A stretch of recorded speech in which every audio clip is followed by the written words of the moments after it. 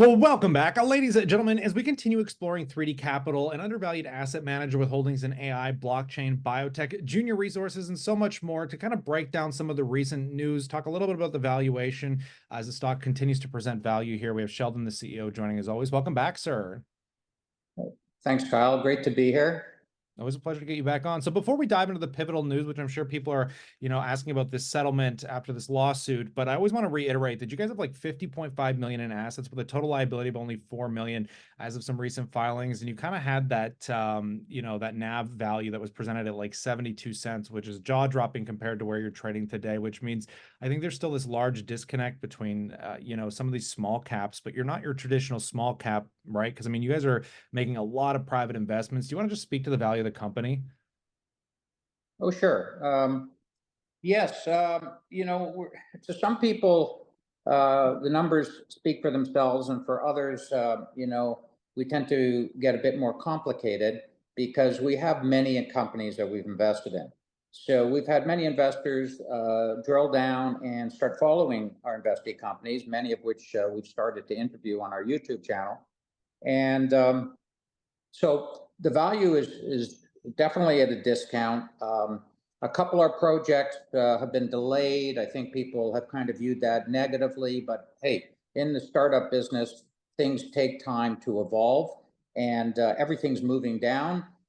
So I think there's a bit of microanalysis, but we're very pleased at the progress of everything, and we think that, as I've said previously, I think we're like a mini disruptive ARK Financial, which is a disruptive ETF in the US, except we're doing it in the startup game. And, it's obviously, as I always said, it's high risk, but definitely high return.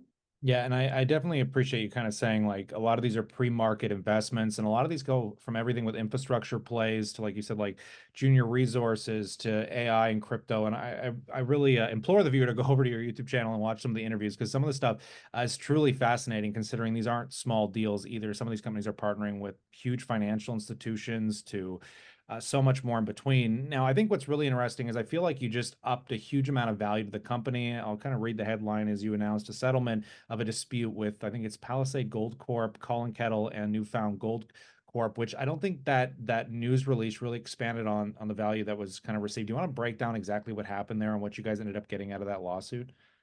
Sure. I don't think I'm really allowed to go into a lot of details because it's been settled. But we felt that we were wronged, and basically we ended up settling on a legal agreement, which I think shows that the suit was not frivolous. It was serious, and we had a very, very good case. So yes, we're ending up with. I think the total settlement was 3.75 million, but approximately 2.7 million shares of Newfound Gold. And part of that is going to be restricted stock, and part of it's free trading stock we settled on. So it's something that will obviously increase our NAV, plus give us some capacity to do more projects. Now, moving forward here, just as to finish up as we head into the summer, I know things tend to slow down a little bit. Are you guys still looking for more investments? I mean, you've got a bit of a gain here just from the dispute. What do you kind of see coming down the road? Sure. Like there isn't a day that goes by that there isn't something that comes across our desk or our phone now. It used to be called over the transom. So our deal flow is extremely robust. An area that I've had some historical success in, more than just a bit, is in the mining area, not mining crypto, but mining mines. So we've talked about Premium Nickel, one of our companies, which we're very high on, nickel, copper, cobalt in Botswana. Now we have Newfound Gold, major gold discovery in Newfoundland. We're looking at getting involved in some earlier stage exploration companies where there's a substantial leverage. We're looking at a lot of those types of projects, but we also have a consistent deal flow in almost all things AI. We're on a lot of radar screens. One of our companies, I posted on it. It's a company called XREX. It's out of Taiwan. They just did a major deal with Tether, which is basically like a stable coin in crypto.